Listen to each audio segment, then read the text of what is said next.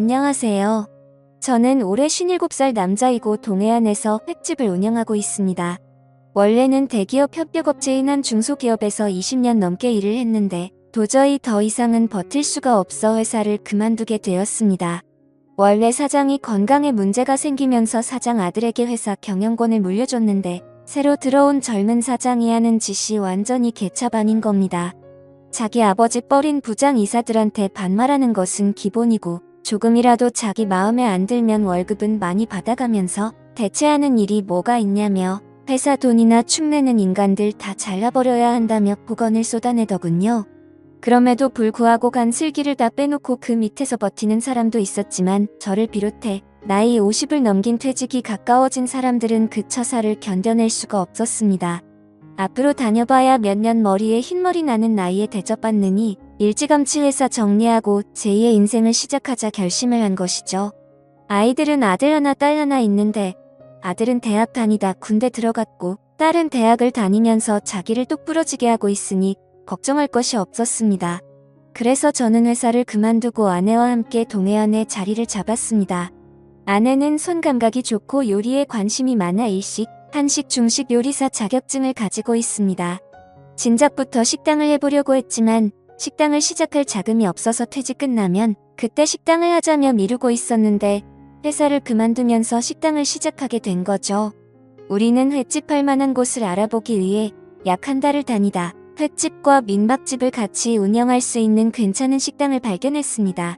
차도로 쪽이라 오다 가다 접근하기도 좋고 건물은 지은 지 16년 정도 된 것이지만 철근과 콘크리트로 워낙 튼튼하게 지은 집이라 외벽만 잘 정리하면 말끔하게 단장하기는 어렵지 않을 것 같았습니다.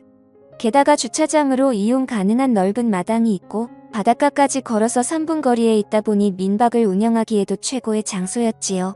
우리 부부는 여기가 우리 자리라고 생각하고 퇴직금에 살고 있던 집까지 처분해서 4억 6천을 주고 횟집을 매매했습니다. 횟집을 말끔하게 손보고 민박집과 횟집을 홍보할 사이트도 개설했지요. 블로그와 SNS를 통해서 횟집과 민박집 홍보도 하고 온라인 예약도 받으며 횟집과 민박집을 운영해 나갔습니다. 처음에는 우리 두 사람이 일을 하다가 새벽 경매며 식당 운영이며 두 사람으로는 역부족이라 주방에서 설거지도 해주시고 음식도 도와주시는 60대 아주머니 한 분을 고용해서 식당을 운영해 나갔습니다. 횟집은 엄청 호황은 아니었지만 드라이브 코스로 좋은 곳에 위치해서 계절을 타지 않고 손님이 꾸준히 찾았습니다. 저는 저대로 아내는 아내대로 바빴고 기덥고 가게세 없이 하는 장사이다 보니 미치는 장사는 아니었습니다. 우리가 부지런히 움직이는 만큼 매출도 늘어나니 일하는 재미도 있었지요. 돈도 다시 모이기 시작했습니다. 아내는 원래 사람한테 부침성이 있고 사업 수완이 좋아 한번 온 손님들도 단골로 만들 줄 알고 주변 사람들과도 얼마 지나지 않아 친해져서 사람들을 만나면 얼마 지나지 않아 서로 언니, 동생 하는 사이가 되더군요. 그렇게 4년 무난하게 잘 지냈습니다. 그런데 호사다마라고 하더니 좋은 일에는 꼭 막아 끼더군요. 50 후반에 인생 풀리고 우리 부부 노년 행복하게 잘 지내나 했는데 아내가 제 뒤통수를 칠 줄은 꿈에도 생각 못했습니다.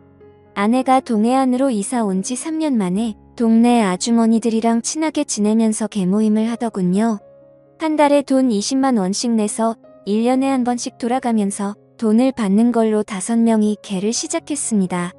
원래는 개주가 따로 있었는데 개주를 하던 아주머니가 나이가 많아 병원 다닐 일이 많아지고 다른데 신경 쓸 겨를이 없어지자 아내가 개주 자리를 물려받아 개주를 하게 되었지요. 개모임을 하는 사람들은 서로 마음도 잘 맞는지 가끔 모여서 술도 한잔하고 봄에는 같이 꽃놀이도 가곤 하더라고요. 우리 식당에 와서 밥을 먹기도 하고요. 그래서 특별한 예약 손님이 없으면 아내는 사람들 만나서 스트레스 푼다며 약속을 잡아서 나가고 일 정리는 주방 아주머니하고 제가 했습니다. 그런데 아내의 외출이 꽤 잦았습니다. 어떤 날은 모임이 있다고 나가고 어떤 날은 돈을 거들러 나간다 하고 저녁이 되면 손님 빠지기 무섭게 밖으로 나가더라고요. 무슨 재미난 약속이라도 잡아놓았는지 일을 하면서도 손님들 언제 빠지나 눈이 빠지게 기다리면서 시계 한 번 쳐다보고 손님 한 번 쳐다보고 나가고 싶어서 한 달이나 있었습니다. 그런데 한 번 나가도 길어야 2시간이라 크게 신경 쓰지 않았습니다. 그냥 바람 쐬러 다녀오나 보다 생각했지요. 그런데 어느 날 아내가 나가고 바로 손님 4명이 왔습니다. 아내가 없으면 해를 뜰 사람이 없어 저는 아내한테 바로 전화를 했지요. 그런데 아무리 전화를 해도 전화를 안 받는 겁니다. 그래서 손님들한테 너무 죄송하다며 오늘 주방에서 일하는 사람이 일찍 나갔다고 다음에 오시거나 아니면 한 종류로 드시라고 했지요. 그랬더니 그냥 해물탕으로 해달라고 하셔서 주방 아주머니한테 해물탕을 달라고 말씀드리고 저는 계속 아내한테 전화를 걸어봤습니다. 그런데 한참 동안 전화를 받지 않더니 20통도 넘게 했을 때 그제야 아내가 전화를 받더라고요. 저는 순간 너무 짜증이 나서 손님 왔는데 뭐 하는 거냐며 왜 전화도 안 받냐고 소리를 쳤더니 아내가 어쩔 줄을 몰라 하면서 지금 간다며 30분 후에 도착했더라고요. 그때 와봐야 이미 손님들은 다 먹고 있었고 급한 불은 다 끈 다음이었지요. 저는 주방 아주머니 고생하셨다고 먼저 가시라고 하고 아내하고 늦게까지 정리하고 집으로 왔습니다. 제가 도대체 뭐 한다고 전화 오는 줄도 몰랐냐면서 전화는 왜 안 받았냐고 하니 언니 동생들하고 수다 떨다 전화를 진동으로 해놔서 몰랐다고 다음에는 전화 잘 받겠다고 하더군요. 그래서 저는 한 번만 더 이런 식으로 하면 앞으로 개모임이고 뭐고 아무데도 못 갈 줄 알라면서 단단히 일러두었지요. 아내는 알겠다고 다음부터는 전화 꼭 받겠다고 하더군요. 그리고 며칠 잠잠하더니 그 다음 주 아내는 한동안 동생하고 언니를 못 봤다고 잠깐 보고 와도 되겠냐고 하더라고요. 그래서 저는 그때 한마디 한 것 때문에 내 눈치 보는 것이 미안해서 나갔다 오라고 했죠. 하루 종일 일한다고 힘들었으니 스트레스 풀고 오라고요. 그런데 그 다음날 아내하고 개모임을 하는 아주머니 한 분이 식구들하고 저녁을 먹는다고 우리 식당에 왔습니다. 그리고는 아내를 보자마자 요새 식당이 엄청 바쁜가 봐 얼굴 보기가 힘드네. 하기사 얼굴 보는 게 뭐 대수야 식당 잘 되는 것 같아서 나도 좋네. 하더라고요. 그랬더니 아내가 제 눈치를 보면서 대답도 제대로 못하고 그냥 그렇지 뭐 말을 얼버무리더니 뭐 먹을 거냐면서 말을 돌리더라고요. 저는 이상하다 싶었지요. 어제 분명히 개모임 갔다 온다고 했는데 개모임에 같이 하는 사람이 얼굴 본 지 오래됐다니요. 무슨 착오가 있는 건가 싶어 밤에 아내에게 어제 모임에 안 나갔냐고 물었지요. 그랬더니 아내가 그러더라고요. 당연히 갔었지. 그런데 저 언니가 늦게 와서 나를 못 봐서 그래. 나는 당신 기다릴까봐 일찍 나왔지. 그래서 그러는 거야. 그때까지만 해도 저는 아내 말을 믿었습니다. 그런데 그 다음날 아내가 오늘 식당에 손님도 일찍 떨어졌으니 또 나갔다 오겠다고 하더라고요. 그래서 어디를 또 나가냐고 하니 오늘은 오랜만에 여자들끼리 모여서 노래방에 가기로 했다나요.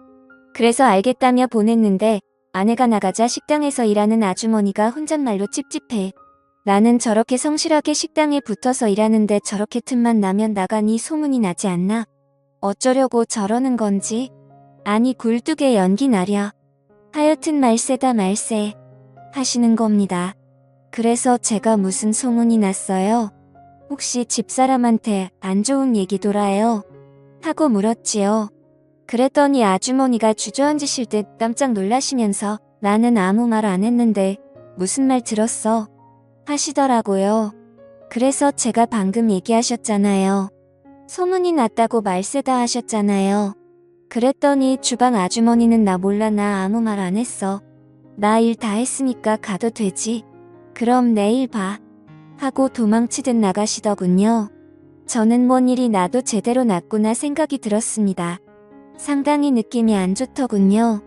저는 아내랑 같이 개모임을 같이 하는 아주머니 집에 전화를 걸어봤습니다. 오늘 노래방에서 만나기로 했다던 아주머니가 전화를 받더군요. 저는 뭐라고 할 말이 없어 그냥 안부 전화드렸다고 다음에 좋은 게 들어오면 전화드릴 테니 놀러 오시라고 하고는 전화를 끊었습니다.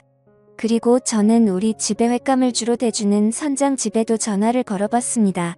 그랬더니 역시나 노래방에 함께 있어야 할 아주머니가 얼큰하게 취한 목소리로 전화를 받았습니다. 그래서 오늘은 아무데도 안 나가시나 보네요. 아니면 벌써 술 한잔하고 들어오신 거예요? 하니 아주머니는 세상 사는 낙이 없어서 집에서 혼자 술 한잔하고 있다고 하더군요. 그리고는 이 인간은 어디를 그렇게 돌아다니는지 맨날 늦게 기어 들어온다면서 남편 욕을 막 해댔습니다.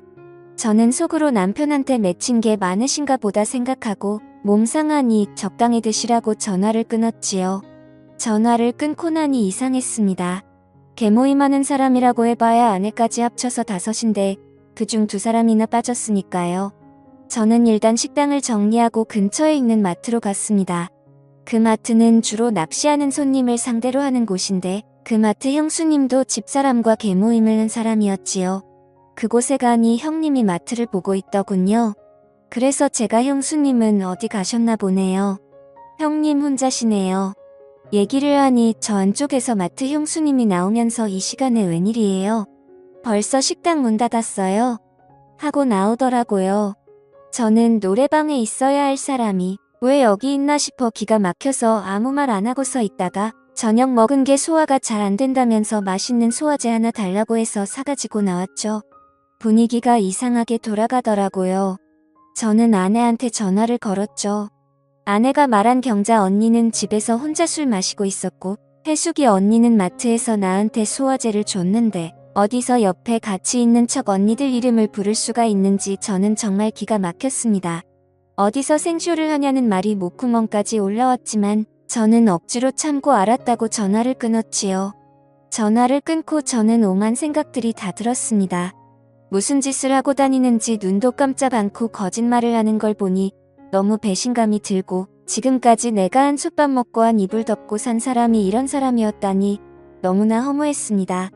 너무 열이 받아서 술이라도 들이부었으면 속이 좀 풀릴 것 같았는데 술 마시면 나도 모르게 폭발해버릴 것 같아서 저는 냉수만 들이키고 있었죠.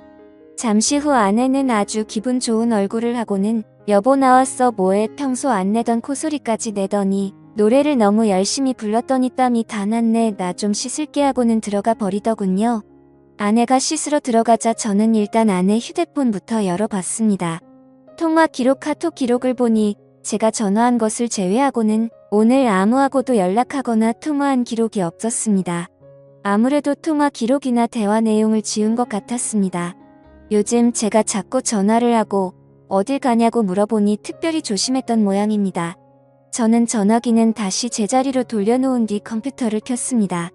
컴퓨터를 켜서 아내의 위치 확인을 하기 위해 아내 구글 계정으로 들어갔지요. 아내는 컴퓨터와 스마트폰을 쓰기만 할 줄 알았지 컴퓨터와 전화기가 다 연결돼 있다는 걸 몰랐습니다.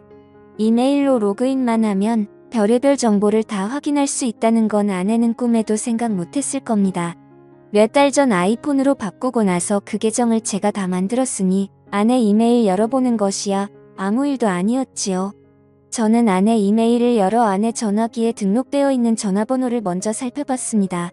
아는 사람들 외에 특별히 눈에 띄는 사람은 없었습니다. 그 다음은 구글 위치 기록을 살펴봤습니다.